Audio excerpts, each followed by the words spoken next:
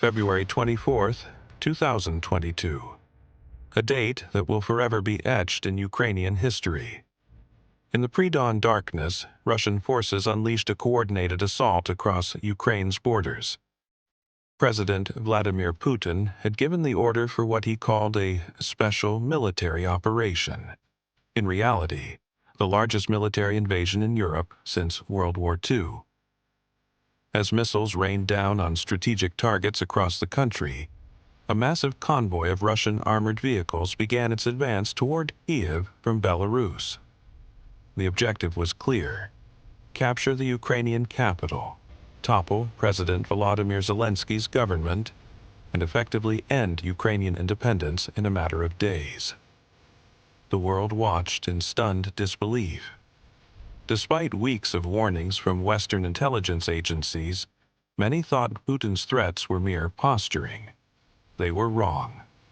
In Kiev, air raid sirens wailed through the streets, sending civilians scrambling for shelter. The city of 3 million people, with its golden-domed churches and vibrant neighborhoods, now faced an existential threat. Few believed Ukraine could withstand the onslaught of what was supposed to be the world's second most powerful military.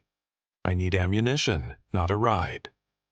These defiant words from President Zelensky, rejecting evacuation offers, galvanized Ukrainian resistance. As Russian forces pressed toward the capital from multiple directions, Ukraine's military mobilized alongside ordinary citizens. Lawyers, teachers, IT workers, and students queued for hours to receive weapons and basic training. The Ukrainian military's strategic decision was to avoid direct confrontation with the superior Russian forces in open terrain. Instead, they would engage in urban and asymmetric warfare, utilizing their intimate knowledge of the terrain and strong local support. This would transform what Moscow envisioned as a swift victory parade into a bloody, grinding battle.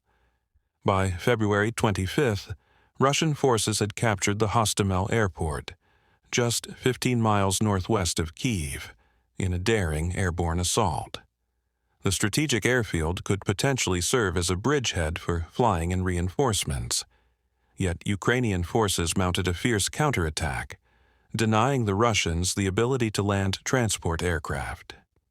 The Ukrainian resistance surprised Russian commanders who had anticipated minimal opposition. Their battle plan quickly unraveled as supply lines stretched thin and morale plummeted among conscripts who had been told they were on training exercises, not invading a neighboring country. Meanwhile, in the northern suburbs of Kiev, Busha, Irpin, and Hostomel, fierce street-to-street combat erupted. These once peaceful communities became the front line.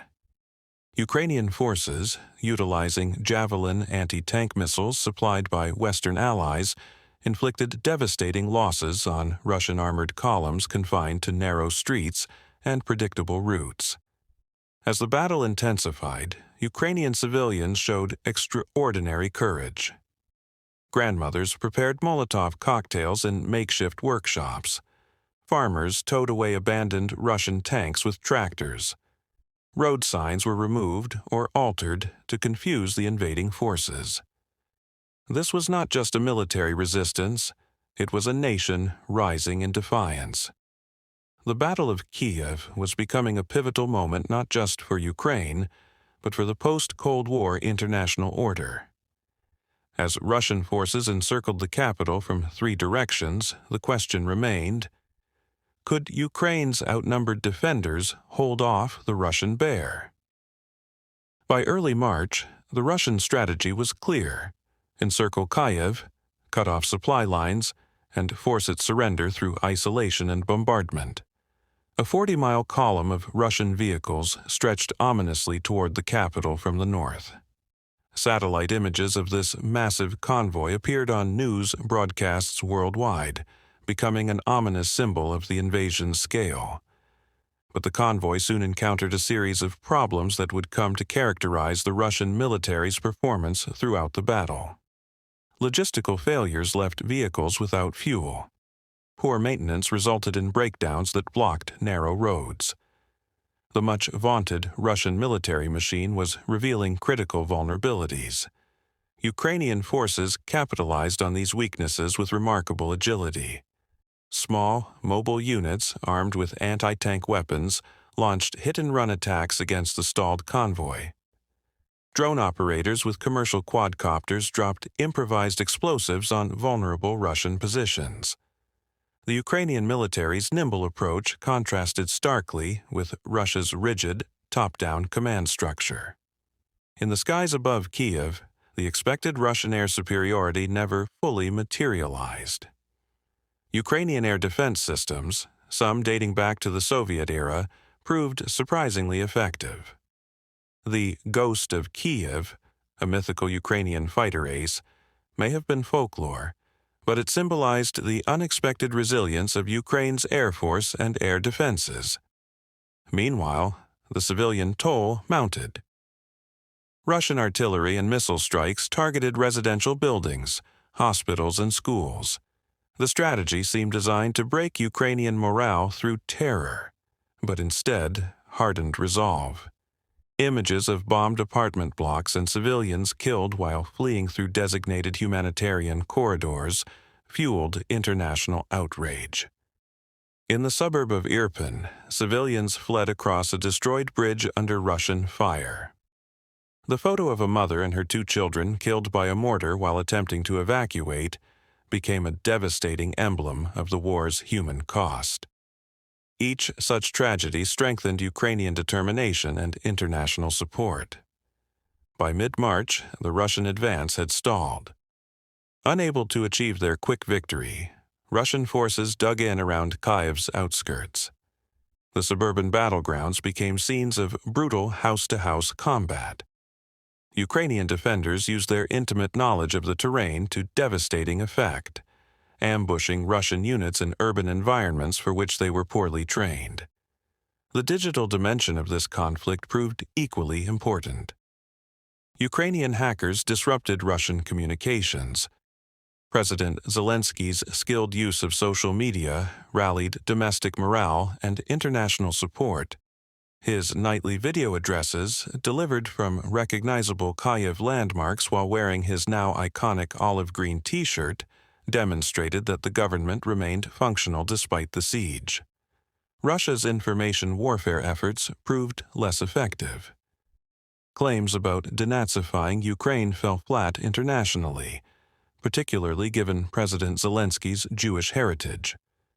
Russian soldiers, capturing Ukrainian towns, found populations hostile to their liberation narrative. Instead of the flowers Russian propaganda had promised them, they encountered Molotov cocktails.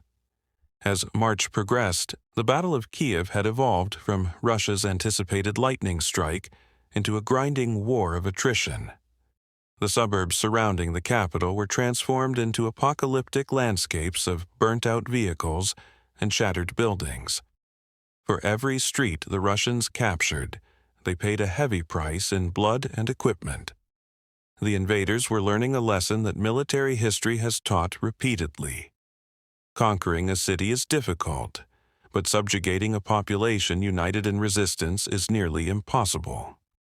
With each passing day, the myth of Russian military invincibility eroded further, while Ukrainian national identity crystallized in the crucible of war.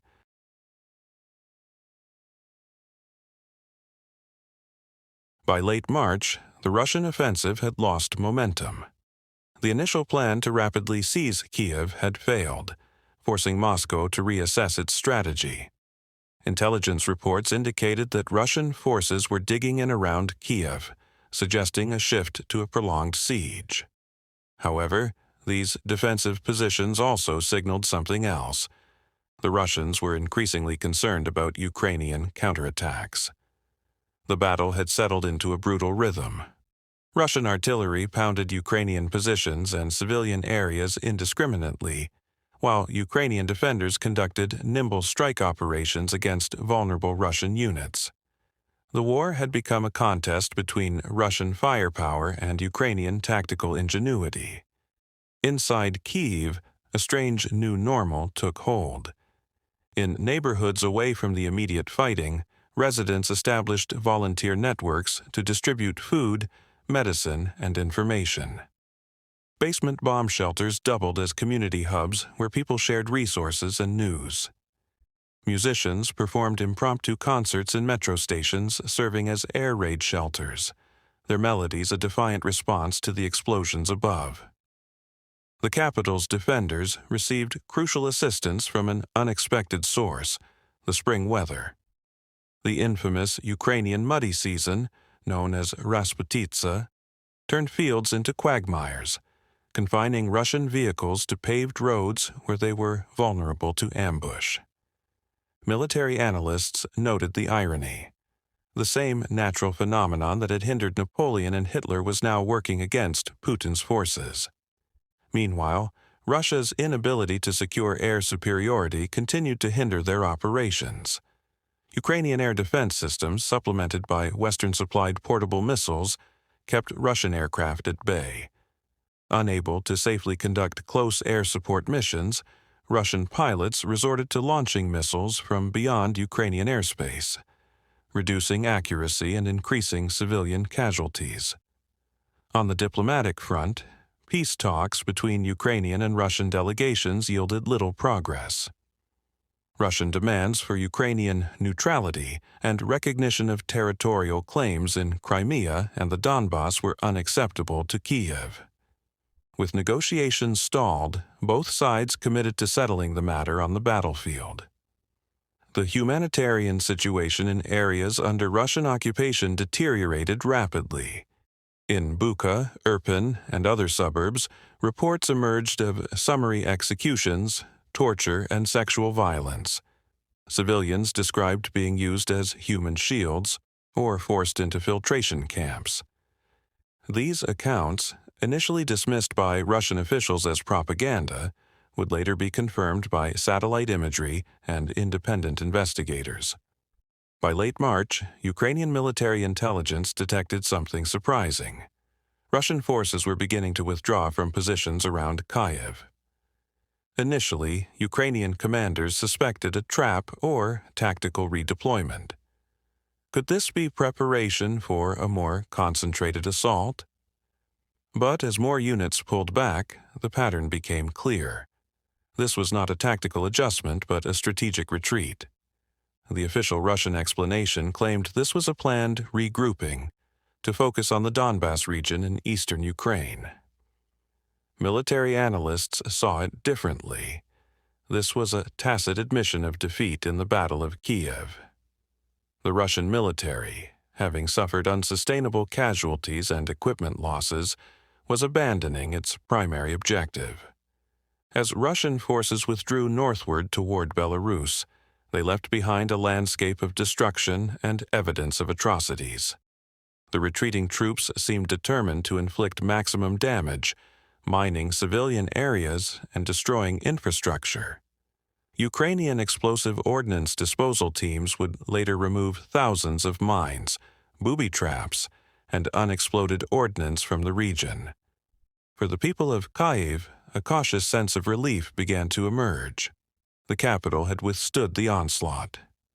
Air raid sirens still wailed occasionally, and the threat of missile strikes remained, but the immediate danger of Russian occupation had passed.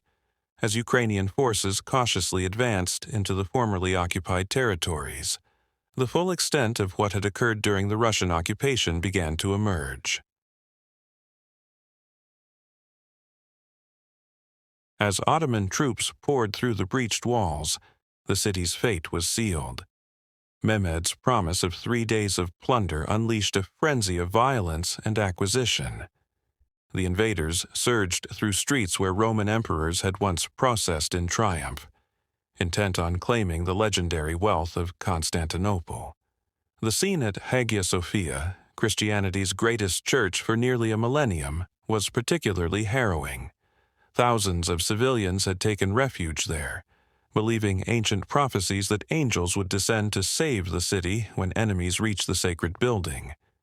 Instead, the massive bronze doors were shattered, and Ottoman soldiers streamed in, the church's famous treasures, accumulated over centuries, were stripped away in hours. Gold and silver liturgical vessels, gem-encrusted icons, and precious relics were seized.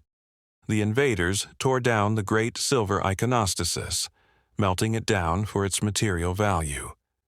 Mosaics depicting Christ, the Virgin Mary, and Christian saints gazed down impassively as the human drama unfolded beneath them. Many defenders fought to the death rather than witness the city's desecration. Others, including numerous Italian merchants and sailors, managed to escape by sea during the confusion. A handful of ships broke through the Ottoman naval blockade, carrying refugees and priceless manuscripts that would later help fuel the Renaissance in Western Europe.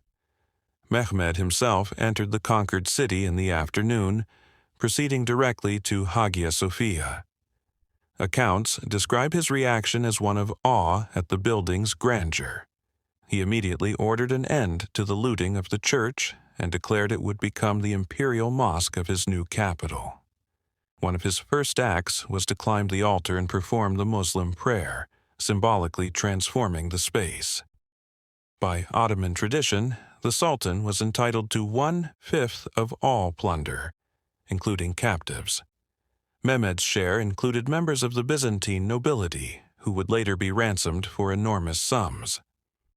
The rest of the population faced enslavement, with families separated as they were distributed among the victorious troops or sold in slave markets across the Ottoman Empire.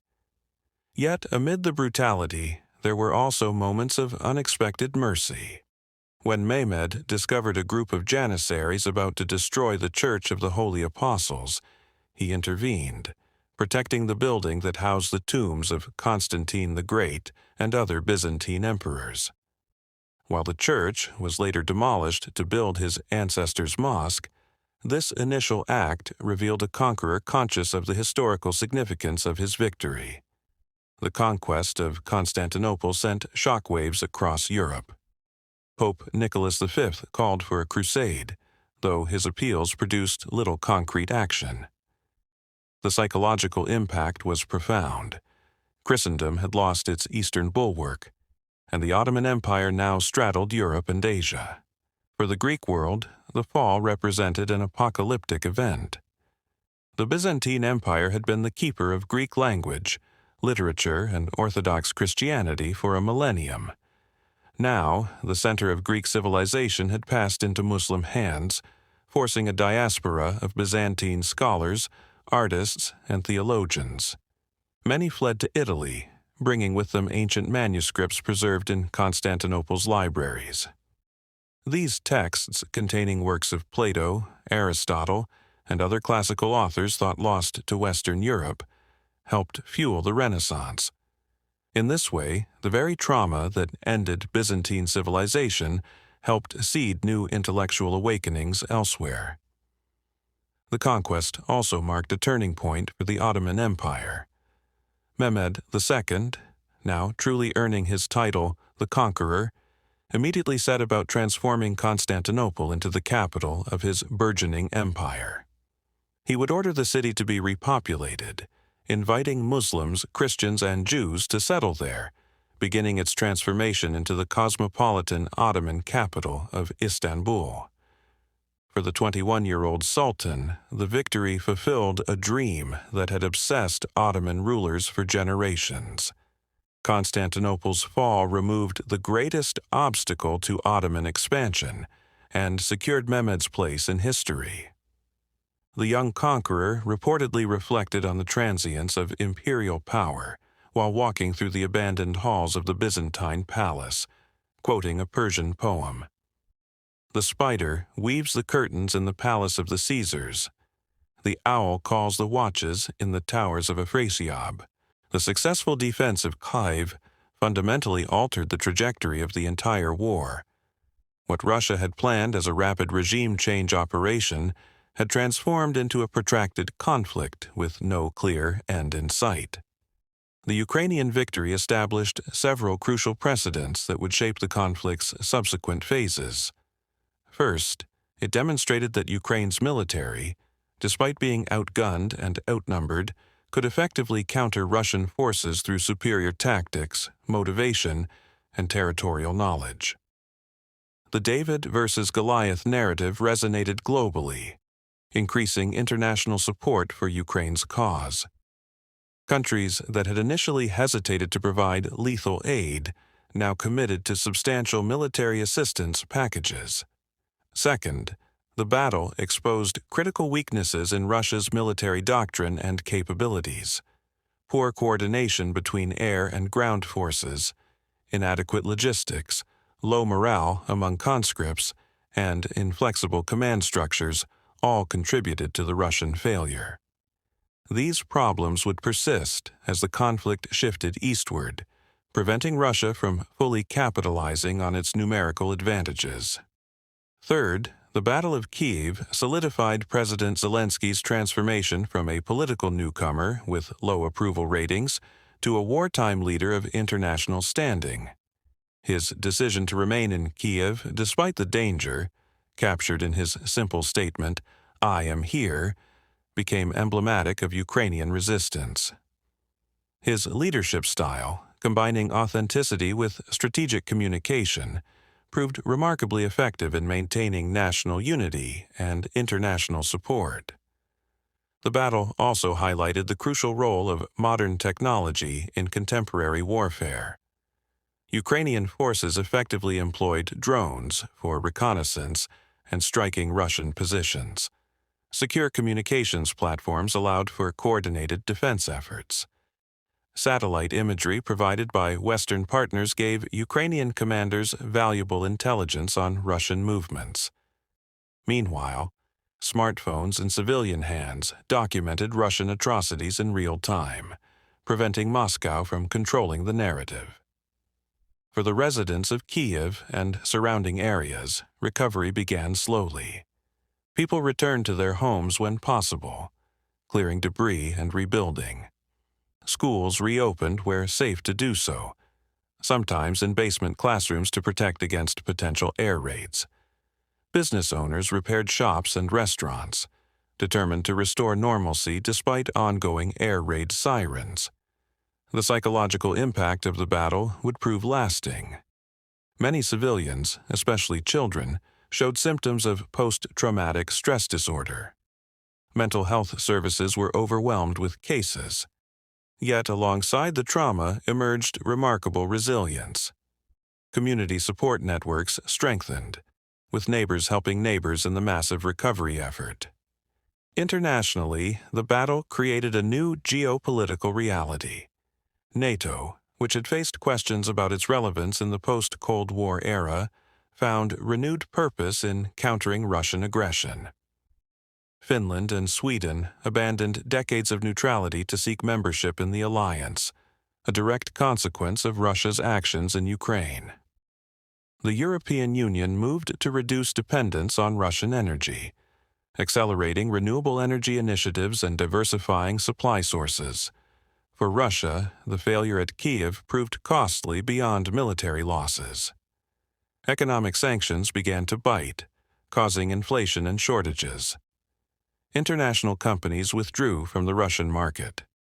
Brain drain accelerated as educated Russians, opposed to the war and facing increasing repression, fled the country. Russia's international standing deteriorated as evidence of war crimes mounted. Ukrainian identity, meanwhile, crystallized in unprecedented ways. Russian-speaking Ukrainians who had previously maintained cultural and linguistic ties to Russia now embraced their Ukrainian identity more firmly. The invasion had achieved the opposite of Putin's stated goal of bringing Ukraine back into Russia's sphere of influence. It had instead cemented Ukraine's Western orientation and national cohesion.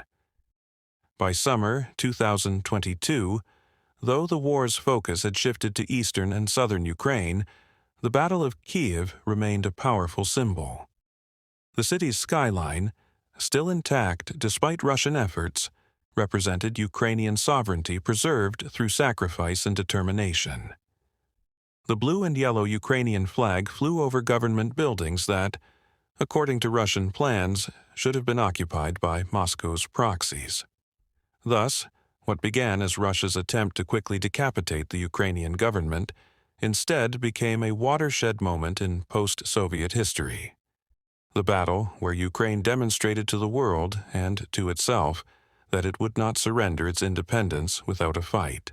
The echoes of the Battle of Kiev continued to resonate. What was intended as a swift operation to subjugate Ukraine instead became a turning point that fundamentally altered European security architecture and global geopolitics. The spirited defense of Kiev revealed the hollow core of Russian military power while showcasing Ukrainian resilience and Western solidarity. Military historians now study the battle as a textbook example of how determined defenders with appropriate support can defeat a numerically superior force. The Ukrainian tactics, flexible, decentralized command structures, effective use of anti-tank weapons, and exploitation of urban terrain have influenced defense planning across Eastern Europe. For Kiev itself, the battle's legacy is visible in its transformed cityscape. Checkpoints and fortifications have become semi-permanent features. Anti-aircraft systems remain positioned throughout the metropolitan area. Museums already document the invasion with exhibits of destroyed Russian equipment and testimonials from survivors. Schools teach children about the battle as a defining moment in national history. The human cost remains incalculable. Beyond the immediate casualties, thousands suffer from physical and psychological wounds that may never fully heal. Families torn apart by death or displacement face a future permanently altered by those crucial weeks of combat. Yet, amid the tragedy emerged remarkable stories of courage and humanity. The territorial defense volunteers who took up arms with minimal training, the doctors who performed surgeries by flashlight during power outages, the ordinary citizens who sheltered strangers in their basements during bombardments. These acts of individual bravery collectively formed the foundation of Ukraine's national resistance. The Battle of Kiev shattered numerous assumptions that had guided international relations since the Cold War's end. It demonstrated that large-scale conventional warfare remains possible in 21st century Europe. It revealed the limitations of economic interdependence as a guarantor of peace. And it showed that the rules-based international order requires active defense from those who believe in its principles. As Ukraine continues its fight for sovereignty, the successful defense of Kiev stands as both inspiration and warning, a testament to the power of national will and a reminder that freedom ultimately requires sacrifice. The city endures, scarred but unbroken, its golden dome still catching the sunlight above a nation fighting for its very existence.